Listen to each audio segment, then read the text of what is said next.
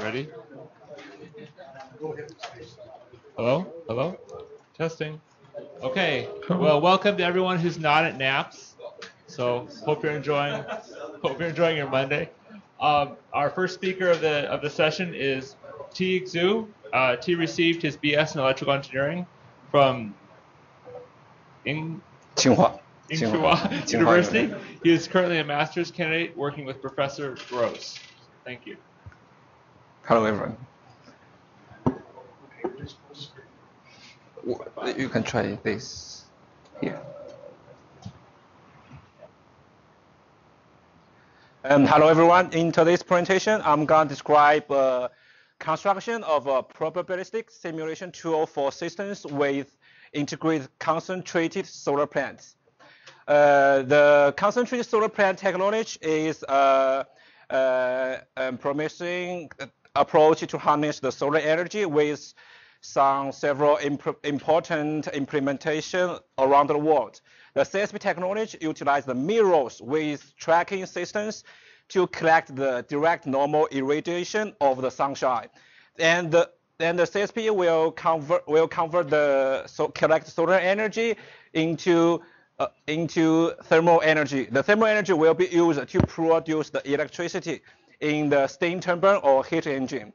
Some of the CSP are equipped with the thermal energy storage, which can store some thermal energy for later use. So unlike the PV system, a CSP plant with thermal energy storage can generate the electricity outside the sunrise and to sunset periods. Here I'm going to describe briefly how the CSP works. After the sunrise, the mirrors collect the solar energy to heat up the transfer fluid. The thermal energy contained in the transfer fluid will be used to generate the steam, which are delivered to the steam engine and the generator for electricity production. Some of the CSP are equipped with the storage. So during the day, the sum of the fraction of the thermal energy will be stored in the storage. After the sun sets, the solar energy is not available anymore, so the plant will use the thermal energy in the storage to continue to provide the electricity. In my paper, I aim to construct a practical simulation tool to emulate the behavior of the power systems with integrated simulation, integrated CSP resources. I will present some of the representative results to give us insight of the impact of the CSP resources and demonstrate this approach's capabilities. At first, I will describe the construction of the CSP power output model and its incorporation into the production simulation tool. I will give up some illustrative study results and also the concluding remarks at the end. At first, we can see a plot of the solar energy we can get in Las Vegas.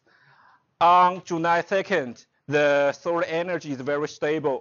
I think it must be a very a clear day. But 5 days later, the direct normal irradiation changes frequently. I think there must have some cloud cover or some very terrible weather happened that day. But more importantly, we care about how much we can generate every day and how much we should supply the demand. For example, on Monday afternoon, the CSP almost works at full capacity while the load is very high. But on Thursday afternoon, the CSP's output is almost zero when the load is at its peak. So the weakly correlated behavior has a huge impact on the impacts of the CSP resource on the power system. The uncertain and the variable and intermittent DNI has a huge impact on the times and amount of the CSP energy production. And the CSP also has limited controllability and dispatchability because we cannot ask the sun to shine in the evening or like do not shine in the afternoon. So, but the deployment of the thermal energy storage provides some considerable flexibility in the CSP operation and the energy production. The conventional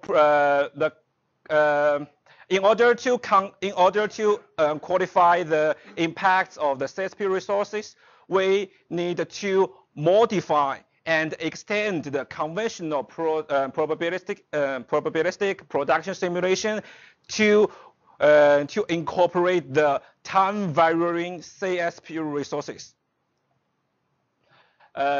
Such an extension needs to consider the uncertainty of the loads and the resource, the correlations among the resources and the loads, and the flexibility of the thermal energy storage, because we can use the storage to shape the CSP output as we want.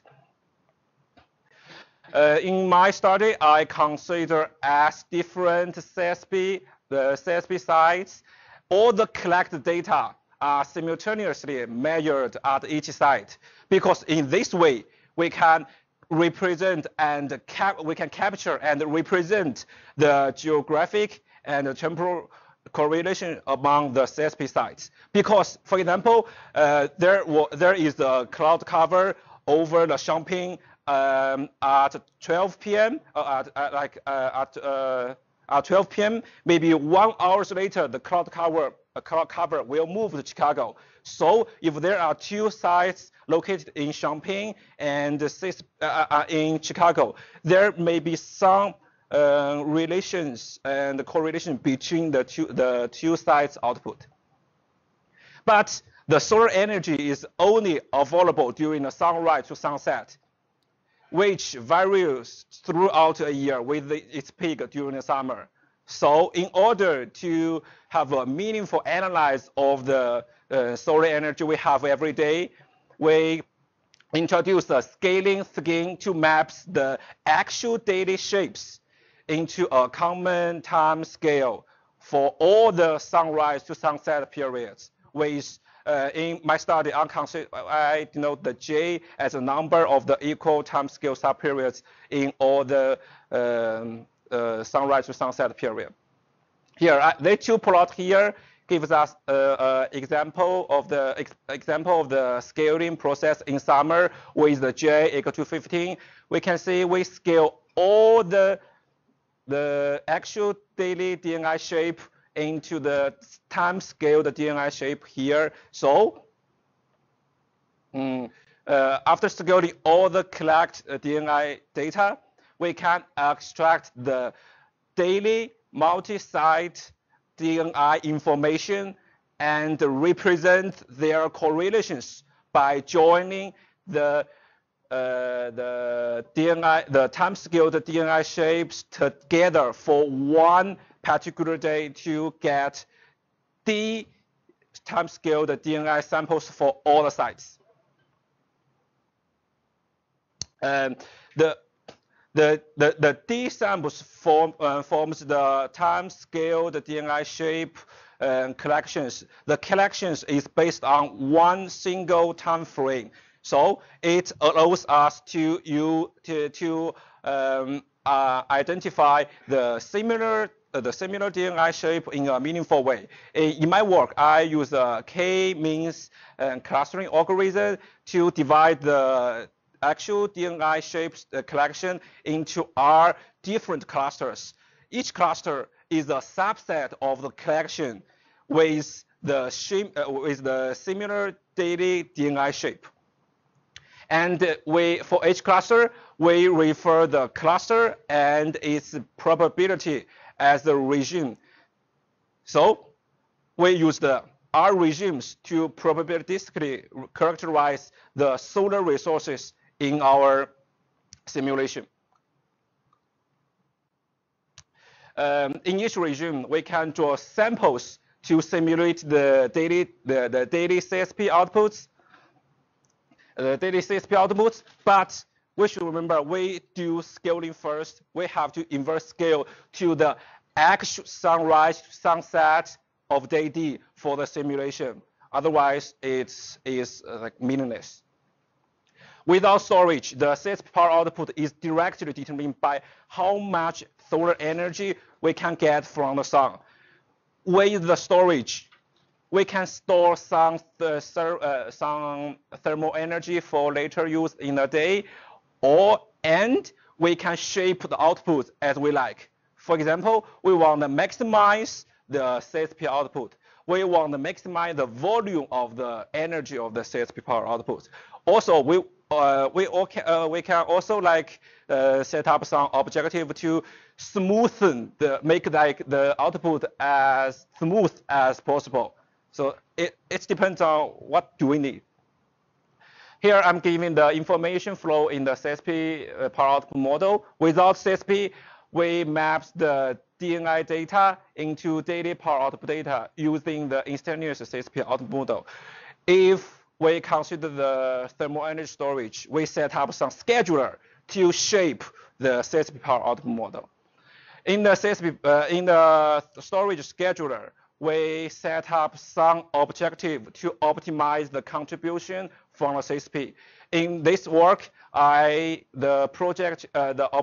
objective is to maximize the volume of the CSP energy. But we should know the optimization problem has some constraint on the energy balance in the storage, the discharging limits, the physical capability, and the thermal energy inputs for the energy production. For example, we cannot put like 1,000 megawatt hour into the power block at 1 hour because it's so huge. The power block cannot stand with so many energy we input. But we should see that the time frame used in the model should be the same as the time frame used in the simulation study. We decompose the multi-year study period into T long overlapping simulation periods.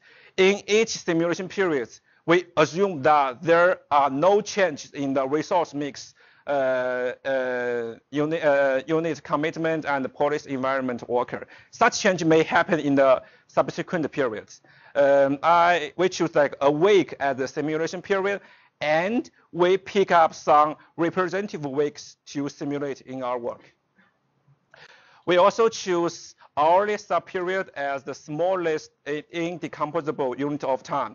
In each subperiod, we assume the system is in the steady state and all the shorter duration phenomena are ignored in one subperiod. After we constructing the CSP output, we utilize the conditional probability concept to incorporate the probabilistic CSP power output model into the production simulation framework. The simulation is run in the same way as in the conventional approach, but the computation is conditioned on each of the R regime we constructed previously. Subsequently, we can compute the expected volume of the matrix of interest as the regime probability weighted average we get from each computation. And here I'm going to give some representative results from 3 different case study sets to give us an insight about how the CSP will impact on the power systems. For each study, we run the 1-year simulation, so as we can focus on the setting the characteristics of the approach. The basic study test system is a modified version of the IEEE reliability test system. We scaled down the 2011 ERCOT load with annual peak load with a 3,050 megawatt annual peak load, and here is the total capacity of the conventional generation resource mix. In the first case study, we perform a sensitive analysis of the CSP capacity. We consider a single CSP resources located in the Midland, Texas, with its capacity in multiples of 60 megawatt and 6-hour thermal energy storage. Here I'm going to explain why we use hour and megawatt hour to describe the capabilities. The physical capability of a storage is the maximum amount of the thermal energy can be stored in the storage. The storage capability expressed in hour means, for example, the 6-hour thermal energy storage for 60 megawatt plant means this plant, if the storage is full, this plant can produce electricity at its full capacity only using the thermal energy from the storage for at most 6 hours. In the first study, you should go back and explain what is that which is going to be outputting as a energy. What is the capacity of generation there? You have that in megawatt hour thermal, and you're going to be using it for 6 hours. So you should be able to express now as a result. Okay. For example, the 6-hour thermal energy storage are the same as is the same for the thermal energy, the physical capability with 840 megawatt hour. It means say a 6-hour thermal energy storage for a 60 megawatt CSP can store like 840 megawatt hour thermal energy in the storage. Do you mean? The 60 megawatts, that's the CSP capacity. Yeah, that's the CSP output, the plant capacity. But what is the output of this thermal energy storage? That's the maximum amount of the thermal energy can be stored in the storage. Yeah, but how does it help on an hourly basis? What, this hourly basis? Yeah. Okay. Behind the screen is a bracer and some markers.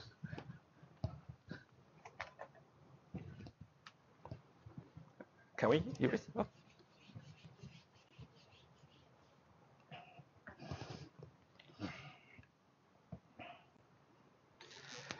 If the storage is, for example, for the example here for a 6-hour thermal energy storage, if the storage is full, it will store 440 megawatt hour thermal energy in the storage, and in each hour, the power block can withdraw at most 140 megawatt, 40 megawatt thermal energy to generate 60 megawatt hour energy in 1 hour.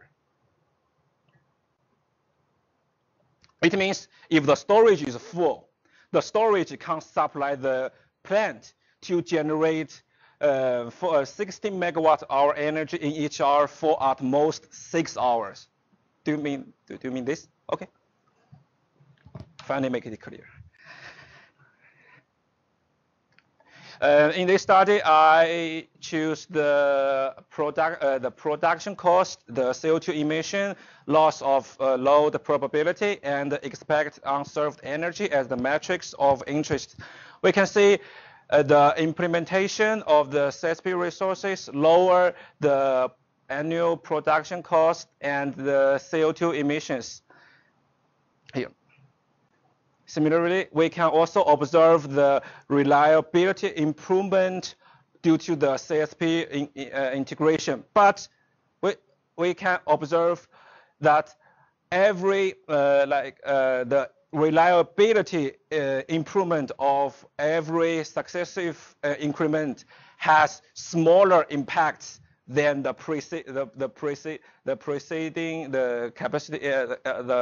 preceding increment. We call it the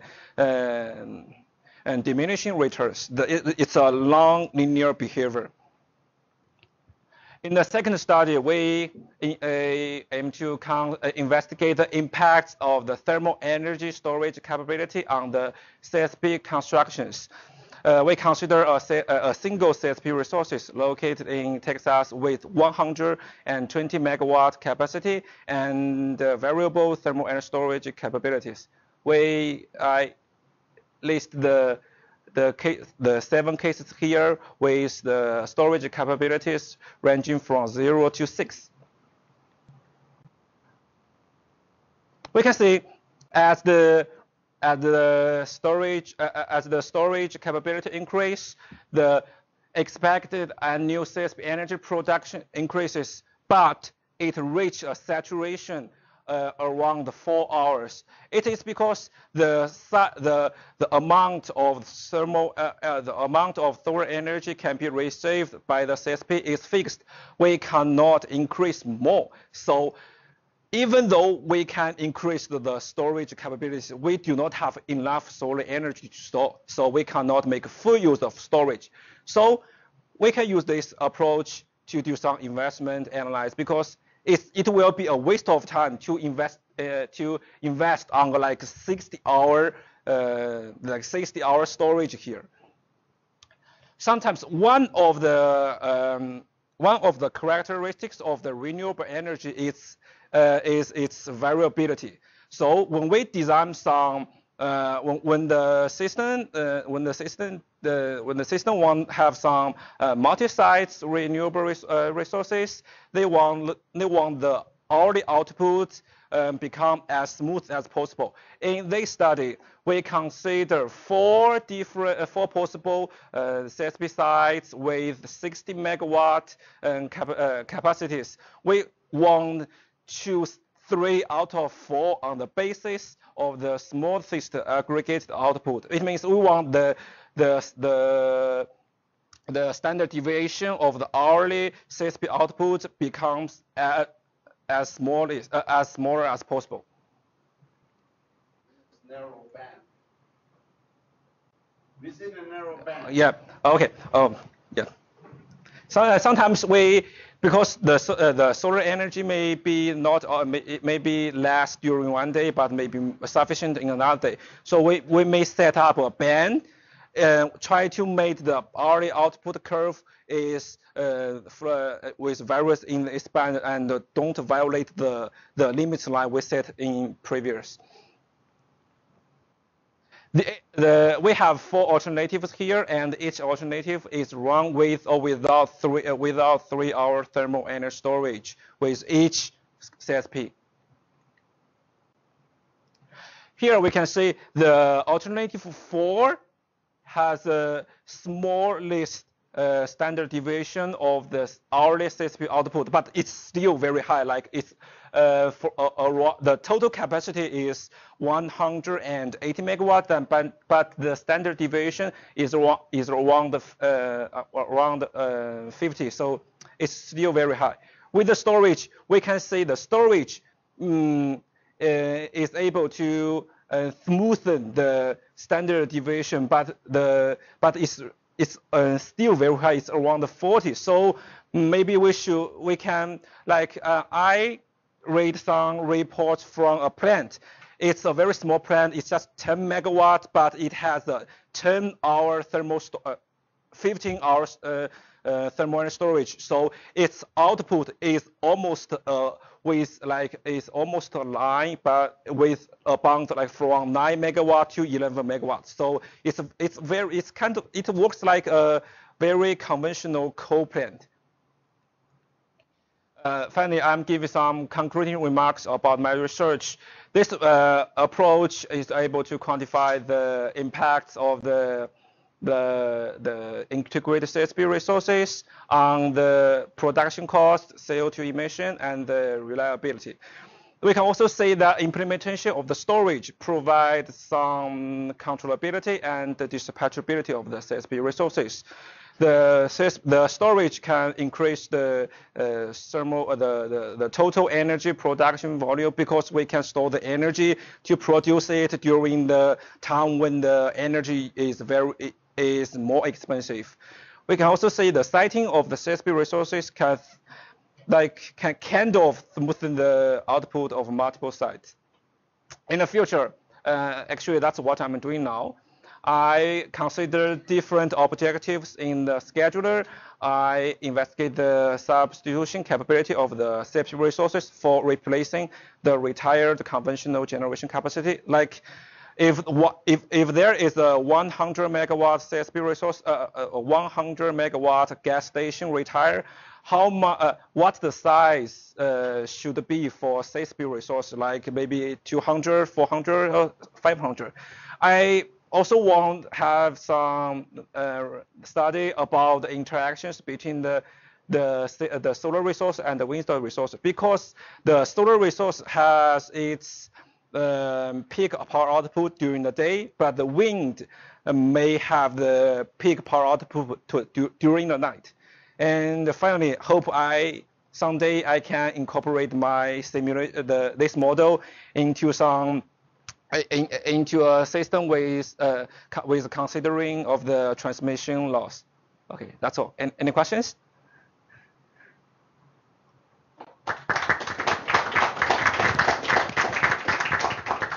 Any question?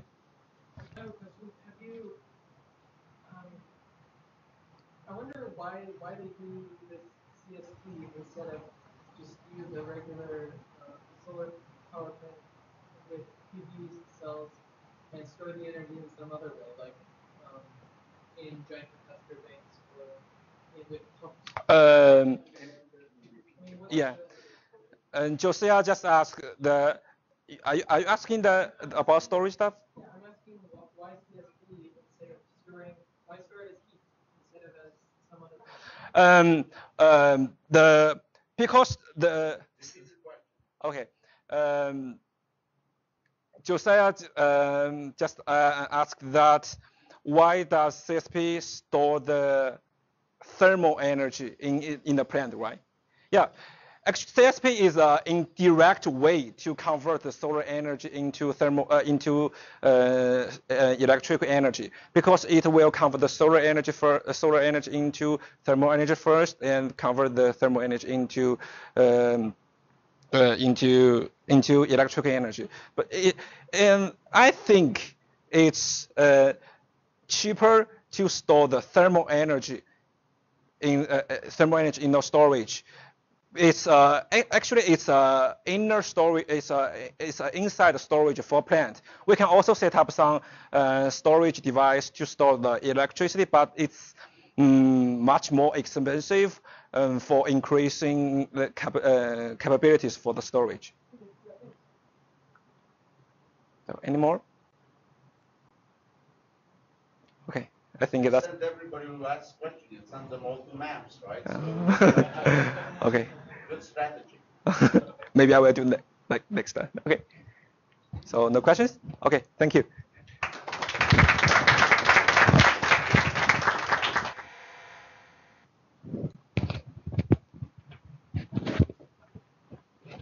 Well, our next presenter is Kai Van Horn. Kai received his BS in multidisciplinary engineering from Purdue in 2007 and his master's in electrical engineering here at U of I in 2012. He's currently a PhD candidate working with Professor Gross. Are we good? Am I on? I can do this one again. No, I'm just kidding. I'm just kidding. Oh, sorry. I'm sorry, Kevin. Sorry.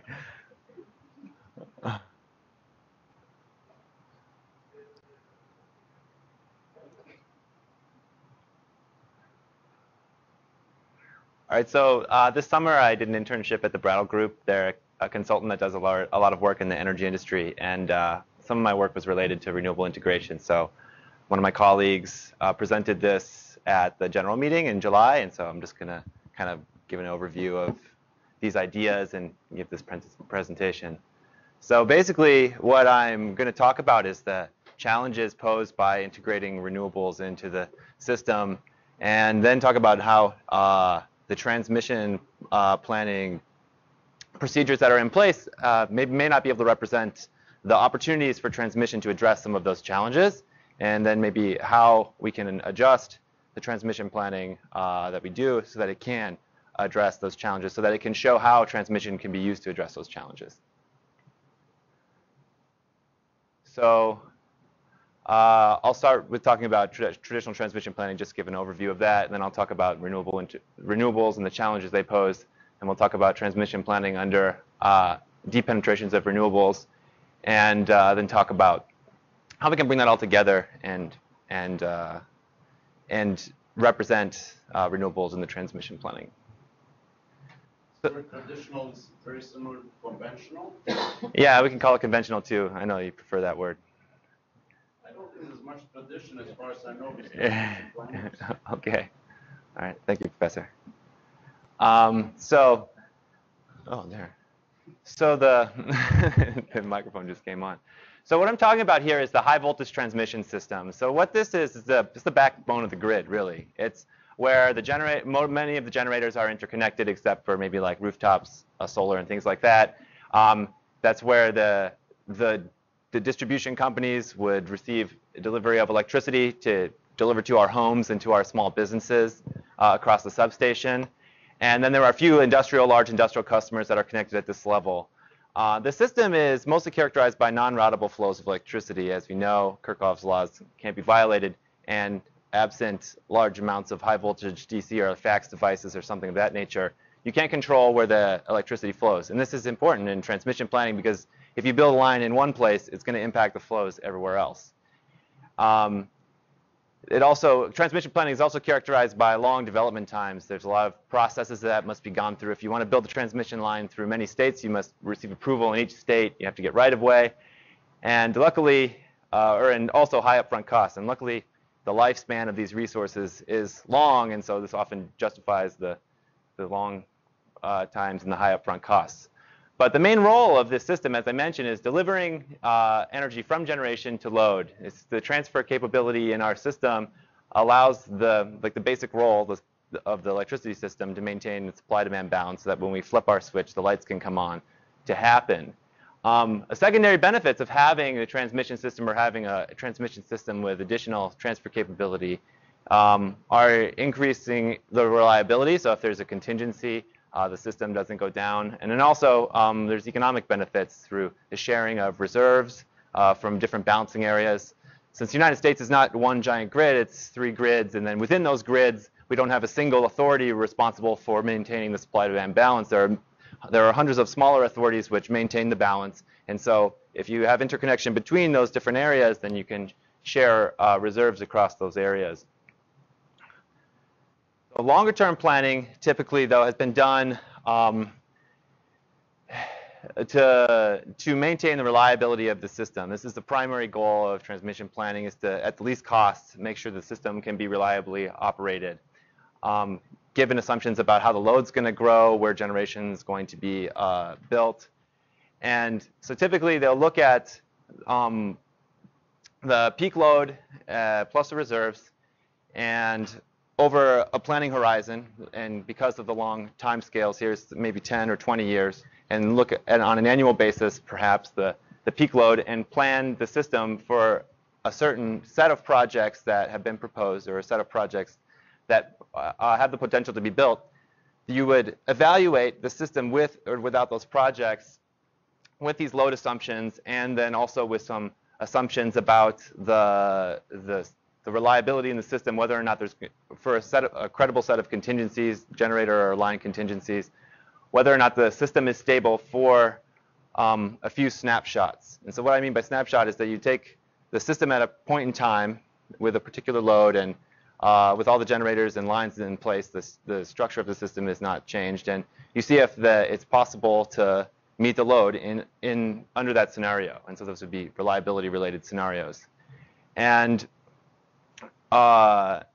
this is typically, or this is conventionally how we've performed transmission planning. You do a few scenarios for maybe different load scenarios, high load or low load, maybe seasonal.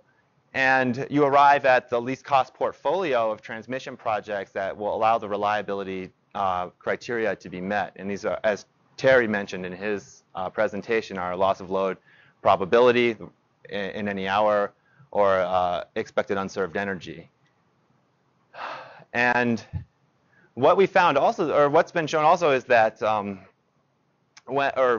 unique characteristics of renewables, which I'm going to get to next, they don't really lend themselves well to this because mostly this is static. There are some dynamic studies that are done when you do transmission planning for dynamic stability reasons, but those are very short time scale, and they don't address the issues with renewables that I'm going to talk about.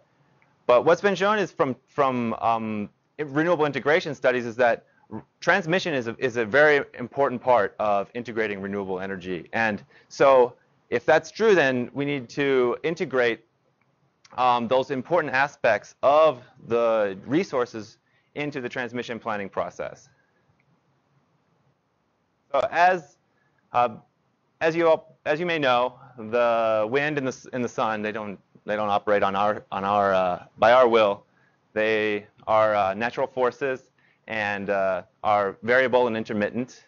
So I'm showing here on the left the average wind output in megawatts for each hour of a particular year in each season. So this is averaged for each hour in the season. And then in the bottom, this is the same lines in the middle here, the mean, and then the max and the min value here. So you can see, I mean, there's huge variability in the output of the wind farm. And so putting this back in the transmission context, if you're looking at single snapshot of the system to see if the system will be stable, or if the supply-demand balance or the reliability criteria will be met, if you go from 1 hour to the next, the renewable output may change considerably. But if we're looking at single snapshots of the system, we can't capture that. So and there are other aspects of this too, is that this tremendous variability requires additional flexibility in the system. It requires more units that can be ramped up and down and quickly, and then also and which also can be which we can also achieve by installing transmission, so that you can use units from one area to meet reliability, or I'm sorry, flexibility, or to have additional flexibility in other areas. You haven't defined flexibility, have you? I can talk the flexibility. I guess I was just saying flexibility is like the ability of the system to respond to changes. So, for instance, if there's a large ramp in the renewable, there isn't really a single metric that's been defined for flexibility, but we often talk about flexibility in terms of the ability of the system to respond to ramping. That's one proxy for flexibility. So if a system, and ramping is defined as the rate of change that a generator can go through over the time it takes to go through that. So for instance, like 10 megawatts per minute. If it can raise its output 10 megawatts in 1 minute, then that would be its ramp rate. And so when we don't have a lot of wind, the load shapes and the load we face is relatively predictable, and we know that has some diurnal pattern, and so we can schedule resources, and we can be fairly well assured that we'll have enough ramping capability to meet that load. But when you have like stochastic resources like wind, and now you're trying to meet the net load and not the total load, then the ramps in the load may turn out to be much greater than you thought. And if you don't have enough rampability in your generation fleet, you may have loss of load events or something similar. And this is one way that transmission, by interconnecting systems and allowing additional generation to be used simultaneously to increase the ramping capability of the system, that's how transmission could provide flexibility, or could at least harness flexibility. It's not providing it really. So one thing to look to kind of understand the importance of flexibility and the importance of this flexibility requirements in integrating renewables is to look to island studies, because these are small systems that have been built out with renewables that represent a significant proportion of the total generation. And so we can kind of see what happens if we have a ton of renewables, and what are the impacts of things like flexibility on renewables, and then also the impacts of different types of operating reserves, and how we determine the amount of operating reserves and the type of operating reserves that we keep. And so from those studies, we see that these are critically important aspects of integrating renewables. You really can't do it without them unless you're going to curtail most of the renewables that you're generating. And so these considerations then, if they're critical aspects of integrating renewables, need to make their way into transmission planning. And so now we kind of have this coming together of the traditional transmission planning where we consider like worst case scenario to meet the reliability requirements, but then we also consider like the dynamics of the renewables and how bringing transmission in with renewables can bring about geographical diversity to reduce that variability in the wind, and also bring more flexibility by allowing us to exploit generation in more different locations of the system simultaneously. So under a single framework, this will... The generation is fixed, isn't it? What do you mean fixed? Location of the generation. Yeah, but so the generation can deliver electricity. It's not constrained by transmission to deliver electricity. But you said you're putting generation at different places. Oh, okay. Yeah, I'm sorry. I meant that the generation has the capability. There's enough transfer capability for the generators to deliver energy to meet the load. Yeah, or to deliver rampability in order to meet ramps in the load, more specifically. So bringing these together, if we want to plan the system or have a transmission planning processes that can account for that can basically capture the benefit of transmission for integrating renewables, then we need to assess the impacts of transmission on things like operational flexibility. And we need to expand from just as evaluating reliability metrics to evaluating other metrics or cost metrics, and we need to think about the timescales and the over which the studies are being done. So just to give an idea of why timescale is important. So if we think about a single day, this is wind output for a single 24-hour period, and in each chart, the wind output is averaged over successively longer intervals. So in here, there's another line in here, but don't worry too much about that. But the maximum and the minimum of the second line, the averaged values are shown. And so as you can see, the important thing here is that as you average over a longer period of time, basically you're bringing those lines closer together, closer to the mean output of the wind. So you're failing to capture some of that variability. And so basically, if you're not capturing this variability when you're doing a study, if you were using, I mean, this is 1 minute data up to hourly, so even over this scale, if you're using hourly, which is very common for doing these types of studies, you're already going to be missing like about 40% of the variability in this wind output, which means that you're not capturing all of the value that transmission could bring in addressing the impacts this variability has on the operation of the system. So this just shows again that as you push if you average over longer periods of time the data that you're using for wind output, you're really losing that variability. So going up here now to up to a day, you can see that the variability of the wind output here is lost. And so really we are capturing. We're not capturing that flexibility that we aim to capture if we want to characterize the value of transmission for renewables. I capture flexibility because you don't capture any kind of variation. Mm-hmm. If you take one picture in 24 hours. Yeah, I'm not saying that. I'm saying that that's what we don't want to do. That's what we do now, is take snapshots, maybe every 24-hour period, or maybe every season we have a single scenario or a single power flow that we're using for planning purposes.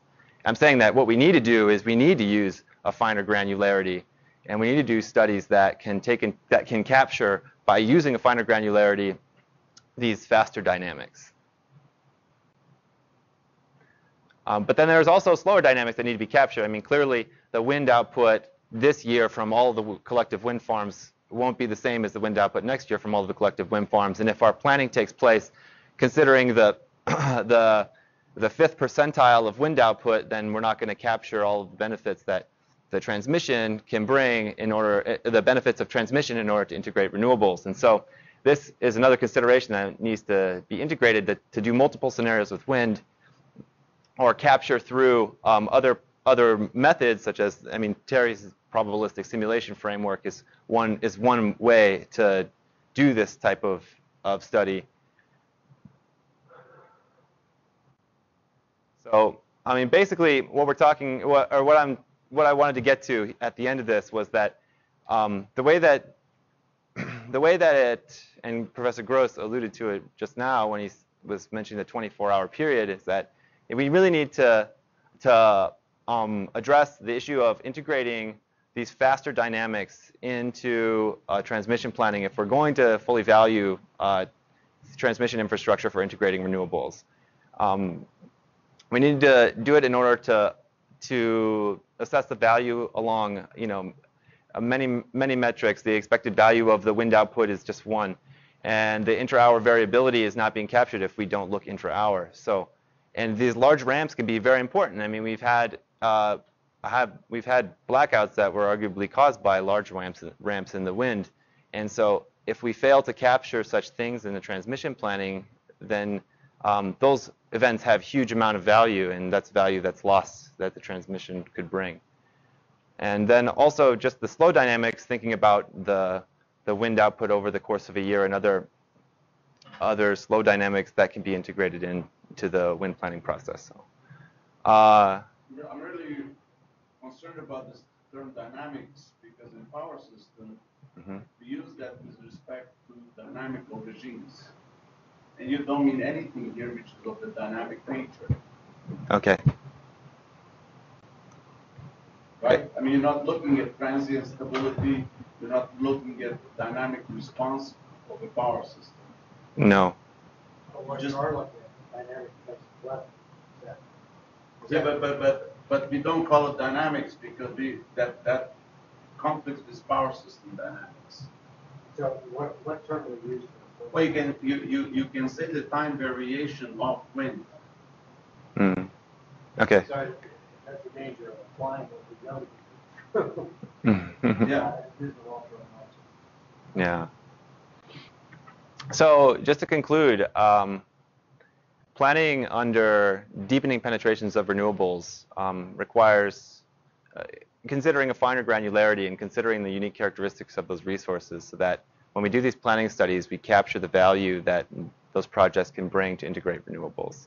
And that means looking at to capture the time or the uncertainty that renewables bring through finer granularity studies and to develop metrics that can assess the value of flexibility and how transmission can bring additional flexibility to the system. And I think one of the other takeaways here is that planning in this new world that we're in now in the power system with lots of uncertainty with generation output, and it requires looking at more than just reliability, especially when we have in this country, you have RPS and other environmental regulations that are driving decisions on the power system. We can't consider reliability alone. And renewables have really just made that clear because they're here in large quantity and they promise to be so in the future. So these are my mentor and my manager at the Brattle Group, and thanks a lot. So that was a Canadian outfit? No, they're in Cambridge, Massachusetts. That's their home office, but they also have offices in DC and New York and San Francisco. There's something said, the conference was in Vancouver. Yeah, the conference was in Vancouver, sorry. Okay, so I Yeah. thought they were people. Oh, no. Wow, what a great place to do it. Yeah, that would have been great. Two things. See any assumptions about storage? They're just assuming storage is not going to be able to scale to be useful. Oh, no, I mean, this is, I think, even higher level than that. You could definitely include assumptions about, or you can include the considerations for storage in the studies that you do. I mean, that would be part of the scenarios that you develop in order to do a planning study. Okay, and so then I guess the question is, are you just trying to tell us, is this technically backward information? Yeah, I mean, a conclusion to be drawn? I mean, the conclusion to be drawn here is that conventional planning fails to capture those impacts of renewables that would be valuable for that transmission could be valuable to address. So, for instance, if you have two systems that are loosely connected, maybe there's often congestion between them, and you add a line, and in both systems you have wind. If you add that line, then the net variability between those wind projects is going to decrease. So it makes operating the system easier. And so that some portion of the benefits of adding that line could be attributed to that reduction in variability that translates into a reduction in the need to hold operating reserves and things like of that nature, and a reduction in the need for additional flexibility or ramping capability in the system. So, I mean, there are many components to the benefit of a transmission line, and so this is kind of getting at one, which is the benefit of transmission for integrating renewables. Okay, so I don't want to beat that horse, but it seems like we've been talking about this, and this is not new. Yeah. So I mean, I don't know. I think that maybe it's not new, but it's definitely not part of the typical, or it's not part of the like day-to-day planning processes yet. Oh, I see. So that's the challenge. Yeah. I mean, I think that, you know, I guess I would say. Is there any metrics associated with what you're describing over here? Metrics related to. I mean, you put dollar signs to it. Those are metrics. And you put dollar signs. And you measure this flexibility. I mean, I see qualitative description, but are there some metrics which you're deriving that you're using that can say that this transmission plan is better than the other transmission plan for the following reasons in terms of the metrics that you use? Well, I mean, I don't think this presentation puts forth a specific approach. I think it's part of. I'm talking in general. Yeah, I understand. I think the purpose of this presentation was to facilitate a discussion about how we do transmission planning and how we can do it better in the face of integrating renewables. So, I mean, yeah, there are metrics we can use. I mean, we can definitely assess the average or the adjusted production costs in the system when you have these different scenarios to get at the value of flexibility. If you put a new line in the system, you can see how much the production costs were reduced by adding that line, and that can be that's one component of the benefits. Perhaps increased. Or increased even, yeah. I mean, that's also true. So, are there industry standards for conducting a planning? You have what, 23 or 3,200 utilities out there. Which one of them would you do? I'm not aware of like a codified standard that says you have to do it this way. I mean, there are considerations that are required, like, for instance, the FERC put forth Order 1000 saying that you have to consider public policy requirements in your transmission planning, which means you have to consider the impacts of RPS and things like that. Those are all regional standards, so they are reliability standards. So, for instance, you got a WEC. WEC is going to define those. So WEC will have one, and somebody in the east will have another one. Florida Reliability Council, totally different one. So it's not like nationwide. And it's not regulated by the operator. I mean, it's regulated because FERC's idea is to have more and more standards so that they can hold the feet of the utilities to the fire, because they didn't they did things that they did not comply with the standard. So, you know, Florida Power and Light got $25 million fine from NERC because they didn't do things according to the standards. So it's on the radar of every risk officer of a company in terms of what they do to meet the NERC requirements. So there are standards, but not in terms of flexibility, because we don't have yet well-defined metrics for that. yeah, and correct me if I'm wrong too, it's that the standards that are in place are more like benchmarks where they don't dictate how you do the process. They say what the result of the process has to be. Like you have to show that the reliability in the system will at least meet this standard, like this benchmark. You essentially have left and right limits. You gotta be between. Yeah. The issue is that what we need is you need to build more transmission to integrate those resources. Because currently, if you go to a transmission provider, said we can give you service. We can give you service for 8,755 hours, but for 5 hours of the year, we cannot give you service. It could be the 5 peak hours. Guy can take it, or says, no, I need a contractual service for every hour that I generate electricity. Well, he can't give it to you. Says, well, FERC says then you have to build. In order to build, you have to go to the states to get your permits, and so that long and arduous process can get to 16 years, and you still haven't put any kind of hardware into the ground. So by that time, the penetration of wind resources has changed measurably. So whatever plans you had, it's useless. Well, you're not supposed to think such a gloomy picture. Well, but that's why we're not building enough transmission. Transmission is really the Achilles heel in North America. We have multiple states now, which make multiple competing.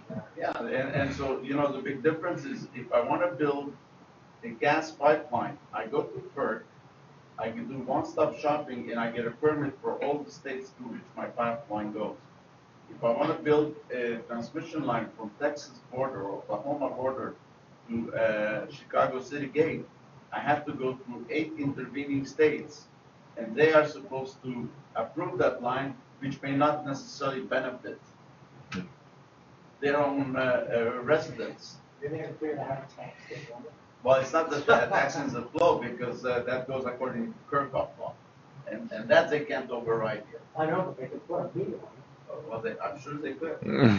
Yeah, but that's codified in the open access transmission tariff that on file at the FERC. So, so Matt has a question. Yeah.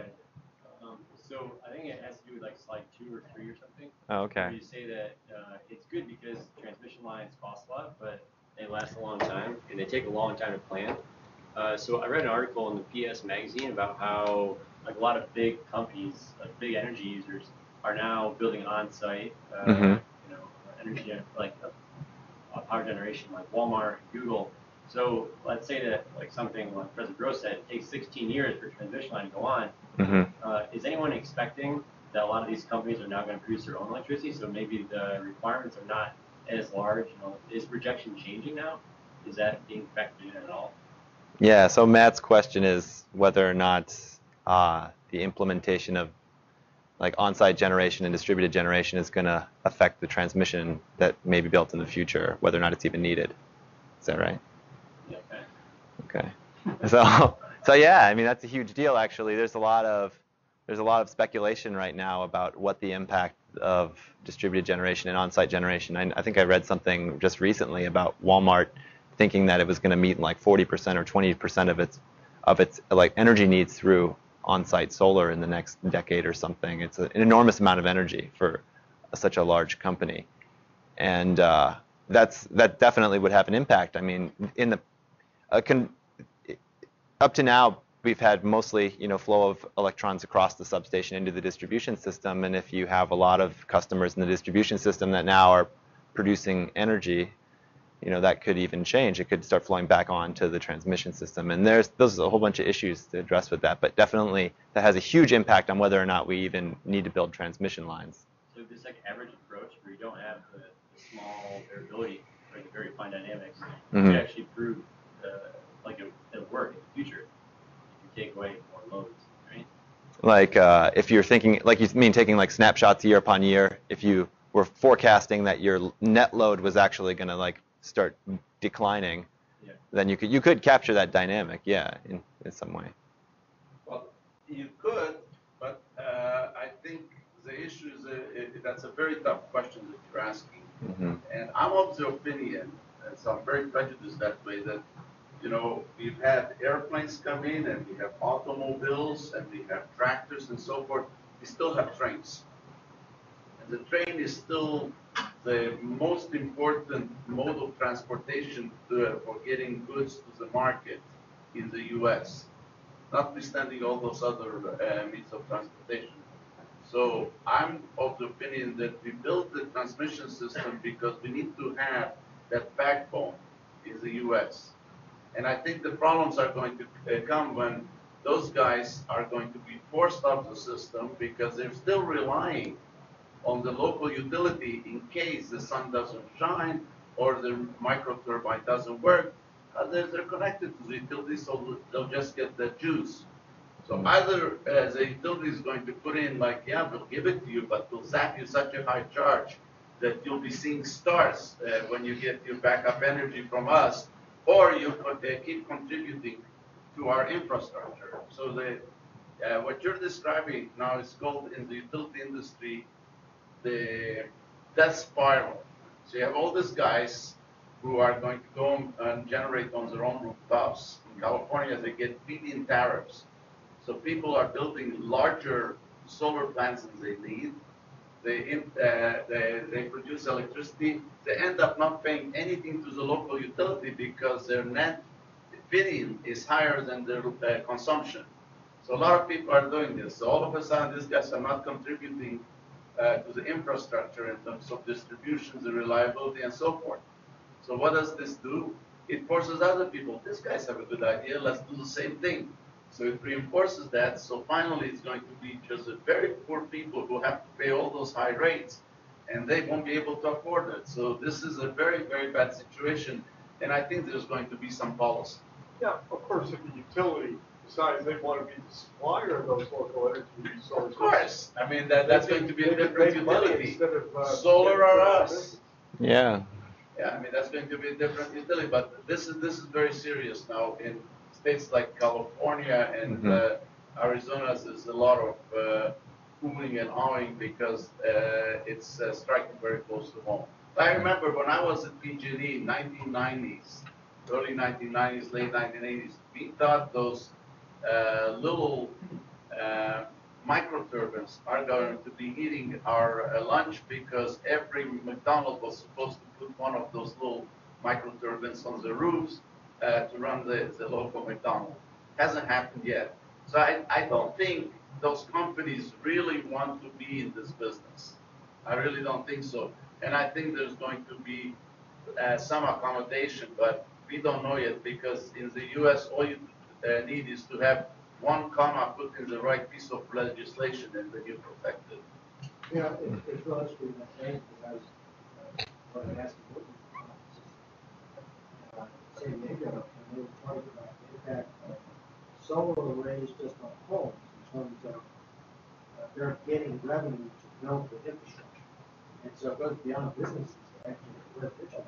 You can do it better. The people who will give you half of the benefits, if you give them your rooftop to build their unit, and they own it. You don't own it. All right. Bill is smiling because he will sell those inverters. It doesn't matter who is buying them. Yeah. All right. So it's cheaper than utility power right now. So. I mean, it's really this is the kind of competition they don't know how to deal with because they haven't contemplated it. Okay, but that reliability where you bury stuff underground and you have to feed that and you have to maintain it, you have to have millions of customers pay for it. If they're going out the system, then it raises the rates of everybody else. Well, the problem is the legislation is really not permitted to charge fee for infrastructure. Well, they don't, but it screws the rates that they amortize those investments. I mean, It's an because there won't incremental be charge. people to charge it from because people are leaving the system. So you say there might be policy put in place. What kind of policy? The government can't come in and tell people that No, they not can't. the government. The comment is very willing to write the legislation because they would like the assemblyman in Springfield to pass. Okay? Well, nonetheless, but I mean, you can't regulate whether or not someone puts a solar panel at their location. Well, no, but you can regulate that. You can put as large a panel as you want, but we cannot have you sell more electricity than you load. Okay, so if you want to donate that to the system, fine. We love your donations. No tax deductions are given, but we'll take it from you. We'll help you with it. Right? I mean, when people exceed their own load requirement, then it becomes a little bit problematic. Just everybody generating 10% more, if you have enough of those bodies, it starts hitting those utilities.